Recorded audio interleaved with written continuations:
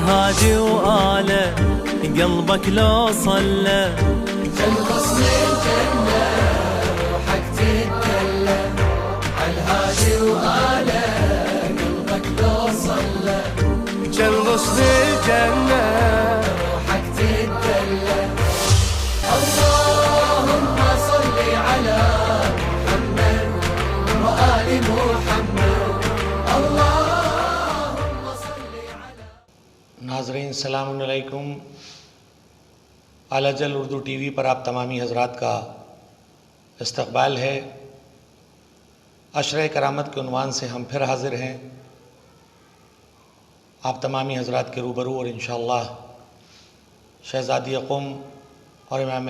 رضا کی ولادت کے عنوان سے پروگرام منعقد کیا جا رہا ہے۔ اس سے قبل کہ میں مولانا سے اپنے سوالات کا اظہار کروں، آپ تمامی حضرات سے گزارش ہے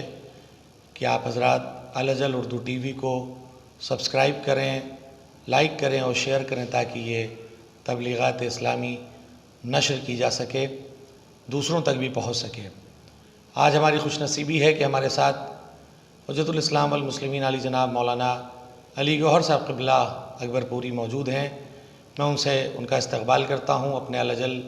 اردو ٹی وی چینل پر، اور ان سے گزارش کروں گا کہ وہ ہمارے سوالات کا اپنے علم کے اعتبار سے، علم کی روشنی میں ان کے جوابات پیش کریں۔ میرا پہلا سوال ہے مولانا موصوف سے۔ مولانا، ایک مختصر تعارف امام رضا علیہ السلام کا، تاکہ وہ تعارف بچوں کے لیے مفید ہو سکے، ہمارے نوجوانوں کے لیے، کہ ان کے ماں باپ کا کیا نام تھا، ان کی شہادت اور ولادت کب ہوئی۔ آپ سے گزارش ہے کہ اس سوال کا جواب دیں۔ لا حول ولا قوة إلا بالله العلي العظيم أعوذ بالله من الشيطان الرجيم بسم الله الرحمن الرحيم وبه نستعين وهو خير معين وصلى الله على محمد وآله الطاهرين ولعنة الله على أعدائهم أجمعين۔ محترم ناظرین کرام، میں اولاً امام رضا علیہ السلام کی ولادت کی مبارکباد پیش کرتا ہوں، اور ابتداً امام علیہ السلام کا اجمالی تعارف آپ حضرات کی سماعتوں کے حوالے کرنا چاہتا ہوں۔ امام ہمارے اور آپ کے 8ویں امام ہیں۔ نام علی ہے، والد کا نام موسیٰ کاظم، آپ کا مشہور ترین لقب رضا ہے، آپ کو امام رؤوف بھی کہا جاتا ہے۔ امام رضا علیہ السلام کی ولادت 11 ذیقعد سن 148 ہجری مدینہ منورہ میں ہوتی ہے، اور آپ کی تاریخ وفات بعض روایات میں 23 ذیقعد 203 ہجری ہے، اور بعض روایات میں 17 صفر 203 ہجری ہے۔ امام رضا علیہ السلام کی والدہ گرامی جناب نجمہ خاتون ہیں، اور کل عمر امام علیہ السلام کی 55 سال تقریباً ہوتی ہے۔ اس مختصر سے وقفے میں بہرحال امام علیہ السلام نے اپنے دور امامت میں بہت سے علمی کارنامے انجام دیے، اور آپ کے علمی امور اور علمی خدمات سے لوگ آشنا رہے، اور اس کے ساتھ ساتھ بہت سے ایسے امور جس خدمت کا موقع آپ کے آباء و اجداد کو نہیں میسر ہو سکا، حکومت کی وجہ سے، ظروف کی تنگی کی بنیاد پر، حالات کی بنیاد پر، وہ بہرحال موقع امام رضا علیہ السلام کو حاصل ہوا، اس عنوان سے کہ آپ ایک طرف روحانی قائد اور سربراہ تھے، دوسری طرف ولی عہدی ملنے کی وجہ سے دنیاوی اعتبار سے بھی، حکومت کے اعتبار سے بھی لوگوں کی نظر میں یہ ظاہری قیادت بھی آپ کو حاصل تھی۔ اس بنیاد پر آپ کے اطراف میں آنے والوں کا دائرہ وسیع تھا اور آپ کو بہتر خدمات کا اور زیادہ پیغامات اہل بیت علیہ السلام کو بعض لوگوں تک پہنچانے کا موقع ملا۔ آپ پیدا مدینے میں ہوئے تھے، مگر شہادت کے بعد آپ دفن ہوئے ہیں جس مقام پر، توس کا وہ علاقہ جسے امام رضا علیہ السلام کی شہادت کے بعد مشہد رضا کہا جانے لگا۔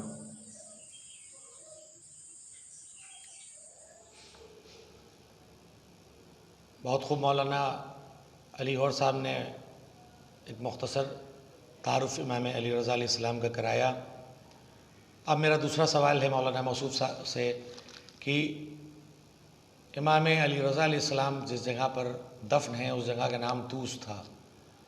لیکن اسے مشہد امام رضا کہا جاتا ہے، اس کی کیا وجہ ہے؟ ان کی شہادت کے بعد اس کو مشہد رضا کہا گیا یا اس کی کیا وجہ ہے؟ آپ بیان کریں تاکہ ہمارے علم میں اضافہ ہو سکے۔ بہرحال یہ سوال اپنی یہاں وجہ ہے کہ اس مقام کو مشہد کیوں کہا گیا، وجہ تسمیہ مشہد کی کیا ہے؟ میں واضح کرنا چاہوں گا مختصر لفظوں میں، مشہد مقام شہادت سے ہے۔ ہماری عربی اصطلاح میں کہتا ہے کہ اس میں مکان ہے، جس مقام پر امام کو شہادت میسر ہوئی اس بنیاد پر اسے مشہد کہا گیا، اور یہ امام کی برکتیں اور امام کے فیوضات کا اثر رہا کہ ظاہراً یہ قبرستان تھا اور قبرستان میں امام کو دفن کیا گیا تھا جو کہ بالکل غیر آباد علاقہ تھا، مگر امام معصوم کا مرقد بننے کی وجہ سے اور امام کی شہادت گاہ بننے کی بنیاد پر مشہد رضا کے نام سے اس کی شہرت ہے، اور پھر یہ آہستہ آہستہ آباد ہونا شروع ہوا۔ تیسری صدی چوتھی صدی میں آہستہ آہستہ لوگ آنا شروع ہوئے، اور الحمدللہ آج موجودہ صورت میں یہ شہر مشہد امام رضا علیہ السلام کے نام سے مشہور ہے، اور پوری مملکت ایرانیہ میں تہران کے بعد غالباً سب سے بڑا شہر ہے ملک ایران کا، اور مشہد کو ہی ایرانی حکومت کا یعنی ایرانی مملکت کا دارالثقافہ بھی کہا جا سکتا ہے، یعنی ثقافتی دارالحکومت، ثقافتی راجدھانی، ثقافتی کیپٹل ہے مشہد، اور ثقافتی کیپٹل ہونے کے ساتھ ساتھ علمی بھی اعتبار سے بھی وہ مرکز اور کیپٹل کی حیثیت رکھتا ہے۔ اسی لیے پوری کائنات کے عالم تشیع کے تمام افراد، فقط تشیع نہیں بلکہ اہل سنت حضرات بھی، بہت سے شیعہ سنی عقیدت مند جو اہل بیت علیہ السلام سے محبت رکھتے ہیں، وہ سب امام رضا علیہ السلام کی زیارت کے لیے مشہد مقدس کا سفر کرتے ہیں، اور مشہد پہنچ کر کے بہرحال ہر جانے والے کو یہ محسوس ہوتا ہے کہ کسی ایک ایسے مقام پہ آ گیا ہے کہ جہاں احساس جنت ہونے لگتا ہے۔ حقیقت یہی ہے کہ وہ ایسی جگہ ہے کہ جہاں نور ہی نور اور ضیاء ہی ضیاء ہے، اور وہاں پہنچنے کے بعد ہر مضطرب دل کو قرار اور اطمینان ہو جاتا ہے۔ مولانا آپ نے بہت اچھی طریقے سے ہمارے دوسرے سوال کا جواب دیا۔ مولانا میں یہ جاننا چاہوں گا کہ امام رضا علیہ السلام کی بہت سی خدمات ہیں، لیکن امام حسین کی عزا کے حوالے سے ان کی کیا خدمات ہیں؟ اور کیونکہ حدیثوں کے حوالے سے،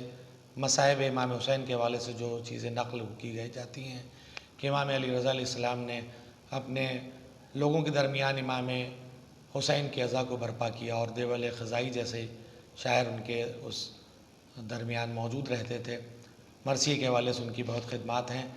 اس کے ساتھ ساتھ ایک بات یہ پوچھنا چاہوں گا کہ اس دور میں امام رضا علیہ السلام تحفے دیتے تھے اپنے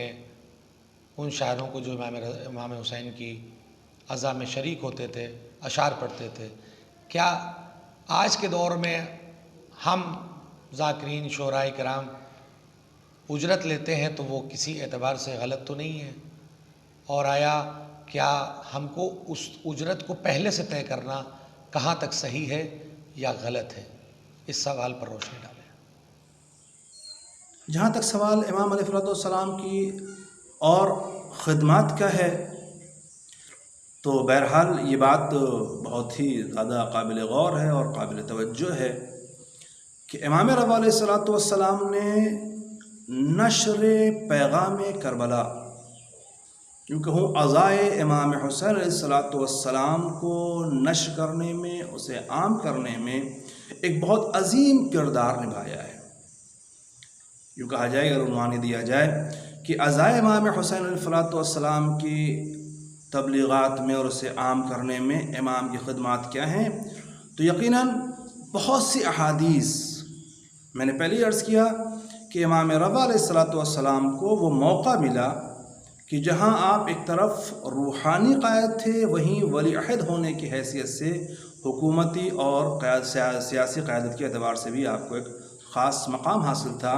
جس بنیاد پر کافی افراد آپ کے پاس آتے تھے. یہ موقع بہت غنیمت تھا اور بہت مناسب تھا کہ جس موقع پر امام علیہ السلام اپنے جد مظلوم امام حسین علیہ السلام کے غم کی اشاعت کر سکیں اور اسے عام کر سکیں. بہت سے واقعات امام حسین علیہ السلام کی عزا کے حوالے سے امام رضا علیہ السلام کی زندگی کے ملتے ہیں. بہت سی حدیثیں آپ کے حوالے سے ملتی ہیں. مشہور حدیث جس میں امام رضا علیہ السلام نے ارشاد فرمایا کہ رحم اللہ من احیا امرنا، کہ خدا اس پر رحم فرمائے جس نے ہمارے امر کو زندہ کیا ہے. یعنی جو بھی اس حوالے سے، مجلس کے حوالے سے، گفتگو امام حسین کے حوالے سے کرنے سے، امام رضا علیہ السلام ہی کا بہت مشہور قول ہے کہ جس نے جو دل میرے جد حسین کے غم میں غمزدہ ہوا ہے، وہ دل روز قیامت خوشحال ہوگا، وہ مردہ نہیں ہوگا، اسے کوئی غم نہیں ہوگا. جو آنکھیں میرے جد کے غم میں روئی ہیں وہ آنکھیں روز محشر خوشحال ہوں گی، وہاں نہیں روئیں گی. یہ سارے بیانات امام کے اس حوالے سے، اور صرف بیان ہی تک منزل نہیں ہے. اگر آپ دیکھیں خدمت عزا کے حوالے سے امام کی طرف سے، تو فقط بیان تک کی منزل نہیں، امام نے عملی طور پر خود بھی مجالس امام حسین علیہ السلام برپا کی ہیں. کبھی خود ذاکر ہوتے تھے، خود بیان کرتے تھے اپنے جد مظلوم کی مصیبتوں کو، اور کبھی دعبل جیسے شاعر اگر آ جاتے تھے تو ان سے ذاکر بنا کر کے خود سامعین میں شریک ہو جاتے تھے. یہ بات قابل غور ہے کہ امام معصوم ذکر امام حسین کرنے والے دعبل کو بلند مقام پہ بٹھا کر کے انہیں ذاکر بنا کر کے انہیں سنتے تھے. اور تاریخ گواہ ہے کہ جب دعبل نے امام حسین علیہ السلام کے سلسلے سے مرثیے پڑھے اور اشعار سنائے ہیں تو امام رضا علیہ السلام نے انہیں باقاعدہ طور پر روایت کہتی ہدیے پیش کیے. بعض روایتوں میں یہ ہے کہ امام نے انہیں قیمتی حلہ پیش کیا، قیمتی لباس پیش کیا ہے. دعبل کہتے ہیں مولا مجھے قیمتی لباس نہیں چاہیے، مجھے اپنے جسم سے مس کیا ہوا کوئی اپنا اتارا ہوا لباس مجھے عنایت فرما دیں. عزیزان گرامی، یہ بہرحال لمحہ فکریہ اور قابل غور بات ہے. یہ اہتمام ہے امام کی طرف سے اس شخص کے لیے جو ذاکر غم امام حسین ہے. امام نے وہ قیمتی حلہ تو دیا ہی، ساتھ ہی ساتھ اپنا بھی ایک پیراہن پیش کیا. اور یہاں ٹھہر کے میں کہنا چاہوں گا، یہ ایک پیغام تھا، ایک درس تھا ہم ان تمام ذاکرین کے لیے کہ جو ذکر امام حسین کرتے ہیں، کہ ذکر حسین کے لیے کوئی پہلے سے اجرت طے کر کے اور اس کے معاملات طے کر کے ذکر حسین نہیں کیا جاتا. یہ ذاکرین کی ذمہ داری ہے کہ خالصتاً خوشنودی اہل بیت علیہ السلام کے لیے ذکر اہل بیت کریں.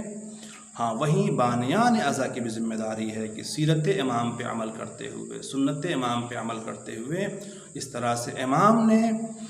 اپنے جد کے ذاکر خدمت میں تحفے پیش کیے ہیں، ویسے ہی وہ سامعین اور بانیان عزا بھی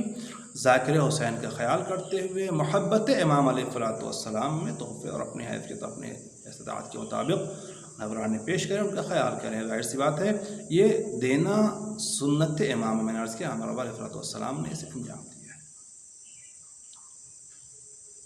ظاہر سی بات یہ خدمت امام ہے، اور یہی ہم کے لیے پیغام بھی ہے کہ اللہ امام حسین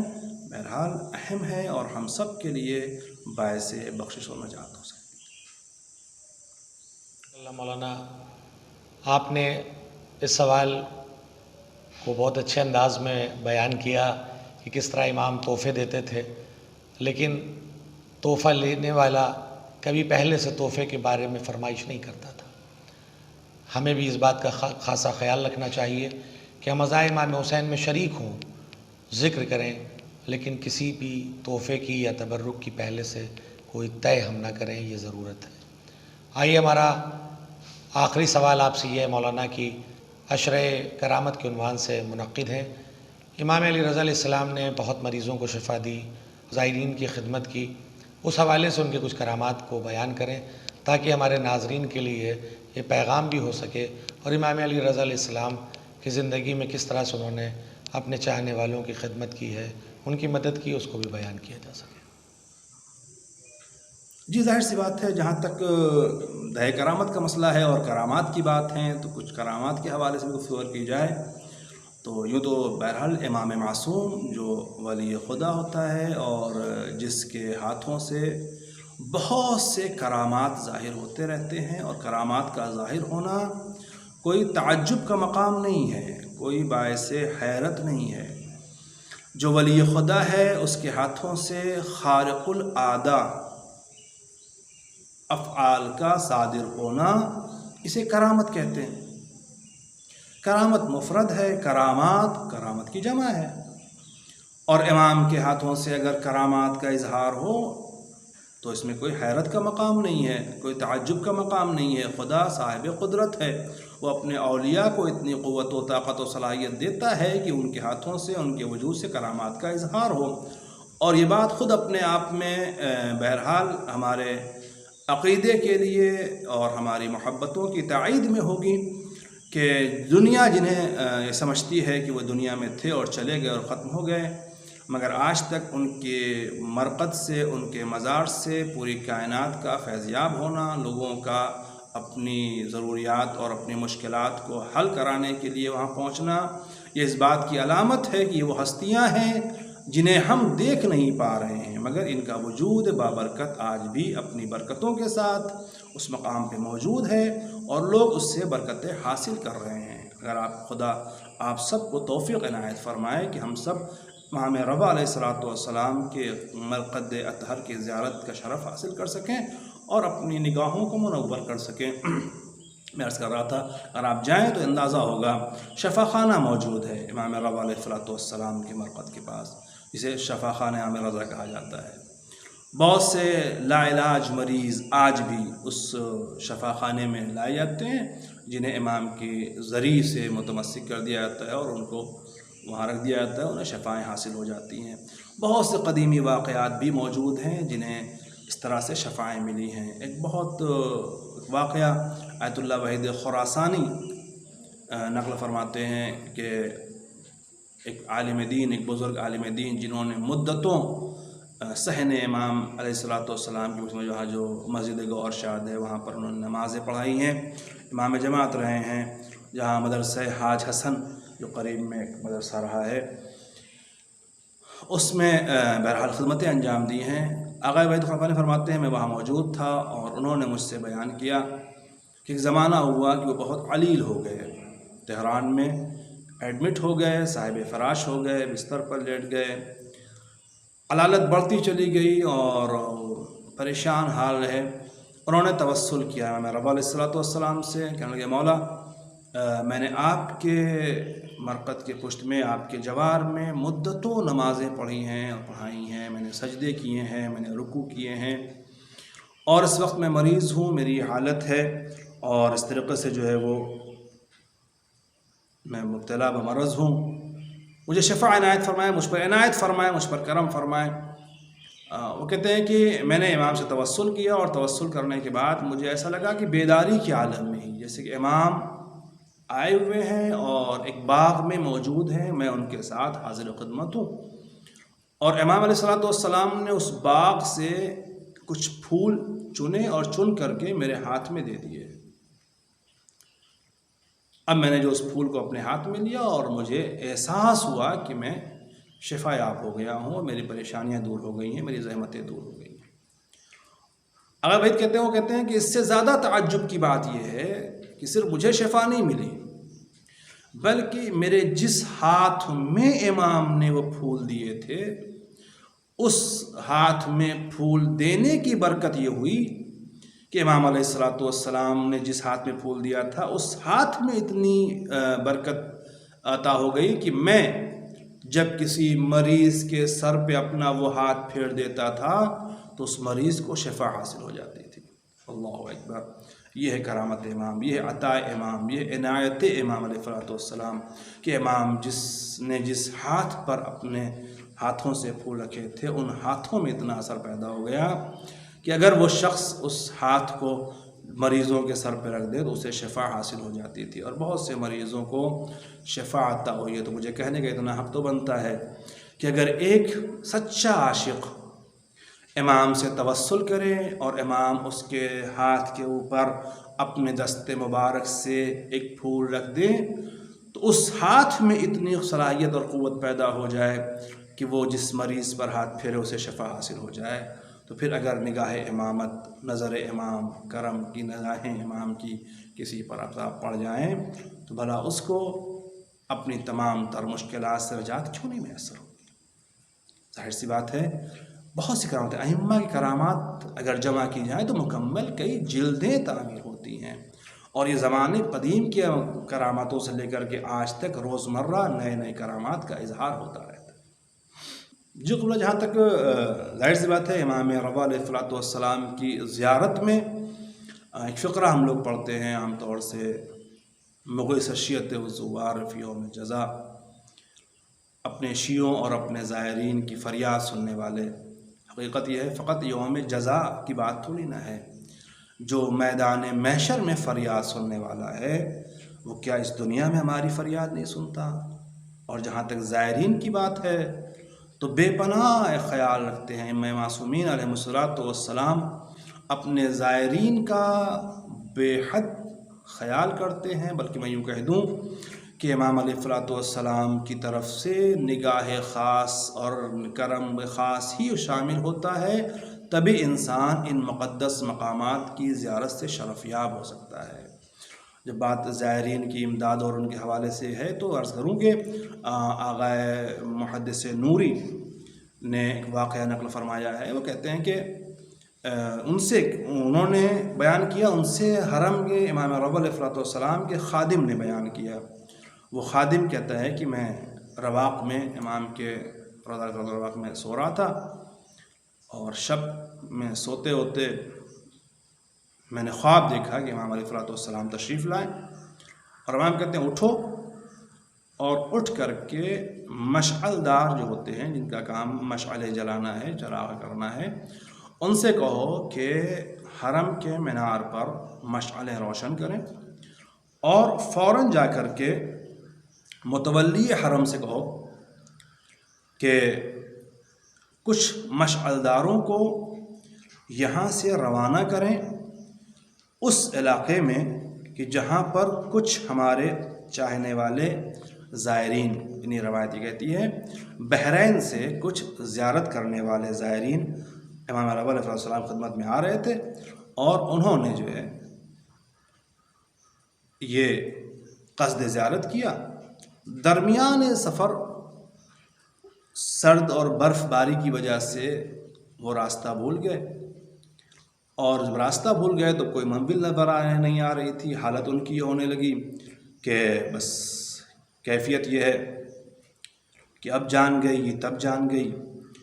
آج روح نکل گئی کب روح نکل جائے گی۔ اور ایسے عالم میں آپ سوچ سکتے ہیں کوئی مسافر اگر اس ٹھنڈ میں اس طرح سے پھنس جائے اور اس کی حالت یہ ہونے لگے کہ کہیں کوئی چارہ کار نظر نہ آ رہا ہو تو پھر خدا ہی یاد آتا ہے، پھر تو جس کی ذاتی رعایت ہے وہی یاد آتا ہے۔ وہ خادم بیان کرتا ہے کہ انہوں نے مجھ سے کہا کہ اٹھو اور فوراً جا کر متعلق خبر کرو. کچھ لوگ کو ترک علاقہ ہے جو مشہد سے تقریباً 7-8 کلومیٹر کے فاصلے پر ہے کہ وہ لوگ وہاں پہنچے ہوئے ہیں. کچھ زائرین میں زیادتی آ رہے تو وہاں پہنچے ہوئے ہیں. جا کر کے ان کا استقبال کریں, ان کو لے آئیں. وہ خادم کہتا ہے میں فوراً اٹھا, میں نے مشعل داروں سے کہا کہ ایسا ایسا ماجرا ہے, میں نے ابھی ایسے خواب دیکھا ہے, امام جو ہے وہ تشریف لائے ہیں, انہوں نے ایسا کہا ہے. وہ کہتا ہے میں نے مسئول خدام سے کہا, مسئول خدام نے مشعل داروں سے کہا کہ فوراً مناروں پہ چراغ روشن کرو. اور پھر یہ مسئول خدام اور یہ خادم دونوں لوگ تیزی سے متولی کے گھر پہنچے اور متولی سے کہا, متولی حرم سے, کہ اس طرح سے میں خواب دیکھا ہے اور امام نے یہ حکم دیا ہے. لہٰذا فوراً متولی نے کچھ مشعلداروں کو اس راستے پر بھیجا ترک کی طرف جو مشرق تقریباً 8 کلومیٹر کے فاصلے پر ہے. وہ مشعلدار کہتے ہیں کہ ہم لوگ چلے تو ہمیں ایسا لگا کہ جیسے یہ لوگ کچھ لوگ بیٹھے ہیں, یہ ہمارے انتظار میں بیٹھے ہوئے ہیں کہ ہمیں کوئی آ رہا ہے جو ہمیں لے جائے گا. خیر ملاقات ہوئی, ہم نے ان لوگوں کو دیکھا, ان کی حالت کو دیکھا, ان سے پوچھا آخر ماجرا کیا ہے, ہوا کیا, کیفیت کیا ہے. تو انہوں نے بیان کیا کہ ہم لوگ بحرین سے آ رہے ہیں اور ہم زیارت کے لیے آ رہے تھے امام رضا علیہ السلام کی, اور یہاں برف باری کی وجہ سے, ٹھنڈ کی وجہ سے ہم راستہ بھول گئے اور ہمیں منزل نظر نہیں آ رہی تھی. ہم سب نے سمجھا کہ بس ہماری اب آخری منزل ہے, آخری وقت ہے. لہٰذا ہم سب ایک جا جمع ہو گئے, اپنے اپنے فرش کو اوڑھ کر کے بیٹھ گئے اور گریہ شروع کر دیا اور رونے لگے. اور ہم نے امام سے توسل کیا کہ مولا بس آپ کی زیارت کے لیے آ رہے تھے اور یہ حالت میں ہیں, آپ ہی مدد فرمائیں. وہ لوگ کہتے ہیں کہ ہمارے درمیان میں ایک اہل علم ہیں, بزرگ ہیں, انہیں ہلکی سی غنودگی طاری ہوئی اور انہوں نے خواب دیکھا کہ امام آئے ہوئے ہیں اور امام کہتے ہیں گھبراؤ نہیں, بھی مناروں پر چراغ روشن ہو رہے ہیں اور لوگ تمہیں لینے کے لیے آ رہے ہیں, تم پریشان نہ ہو. بس یہ سننا تھا کہ ہم اطمینان حاصل ہو گیا اور اتنی دیر میں ہی آپ حضرات حاضر ہو گئے. غرض کہنے کا مقصد یہ ہے کہ امام علیہ السلام سے توسل کیا گیا, امام نے اپنے زائرین کی امداد کی اور مغیث الشیعۃ والزوار امام رعوف امام رضا علیہ السلام کی خصوصی عنایت کی بنیاد پر ان بحرین سے آنے والے زائرین کی جان کی حفاظت بھی ہوئی, یہ اپنی منزل مقصود کو بھی پہنچے اور انہیں زیارت بھی نصیب ہوئی. اور ہمیں یہ پیغام بہرحال مل گیا, گر خالص نیت اور عقیدت کے ساتھ اگر ہم امام کی بارگاہ میں حاضر ہوں اور اپنے مولا سے توسل کریں تو بڑی سے بڑی مشکلیں اور مصیبتیں ہماری آسان ہو سکتی ہیں اور ہر مسئلہ حل ہو سکتا ہے. بارگاہ رب میں دعا کرتا ہوں کہ پروردگار اس دہ کرامت کی برکت سے امام رضا علیہ السلام اور معصوم قم علیہ السلام کی اس باسعادت بابرکت ولادت کی خوشیوں کے صدقے میں ہم سب کو نعمتوں سے نوازے, ہمارے دامن کو خوشیوں سے بھر دے اور تمام عالم اسلام بالخصوص اہل ایمان کو اس وبائی بیماری سے محفوظ فرمائے اور ہم سب کو ان پریشانیوں سے نجات دے اور ہم سب کو اہل بیت علیہ السلام کے حقیقی اور خالص چاہنے والوں میں شمار کرے. بالخصوص امام عصر اجل اللہ تعالیٰ فرجہ شریف کہ خادموں میں ہمیں شمار فرمائے, جلد امام کا ظہور فرمائے. وآخر دعوانا الحمدللہ رب العالمین. الصلاۃ والسلام. جزاک اللہ مولانا موصوف, میں آپ کا ممنون مشکور ہوں. آپ کا شکریہ کہ آپ نے وقت نکالا اور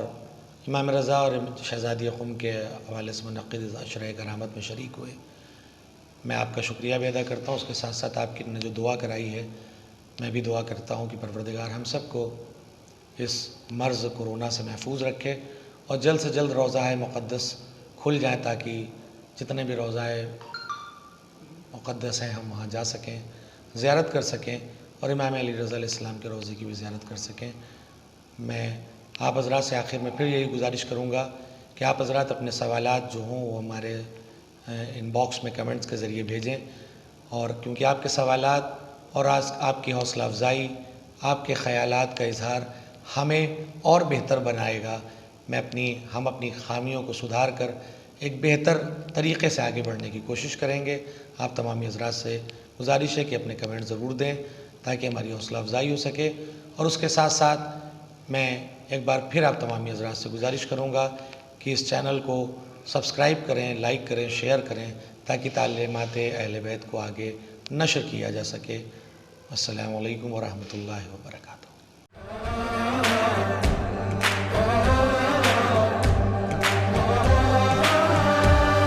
اللهم صل